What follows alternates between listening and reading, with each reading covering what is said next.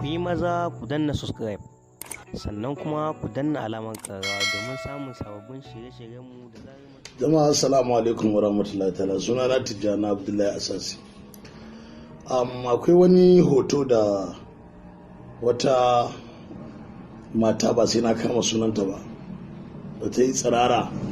Dan tsirara ne wannan, don ko uwarta da ubanta idan suka kalla sai sun ce wannan abun bai daidai ba. Ko a addinin fulogi ta kalli wannan abun, kasan abun ba daidai ba ne. Akwai wani tsinanne ɗan shegiya, ɗan bakar mace, ɗan ramatin tumaki, haihuwar rana, wanda sai da aka haife shi ya kalli inda ya fito ya yi wani comment a ƙarƙashin abin da ta rubuta. Ubangiji Allah ya tsine masa albarka, in Allah yadda ba zai gama da duniya lafiya ba, in Allah ya yarda ba zai gama da duniya lafiya ba. Albarkacin manzala sai ya ga wulakantarsa a duniya kafin ma ya bar duniya. Dan tsinanniya, dan ramatin tumaki, Allah ya tsine maka da wanda ya turo ka.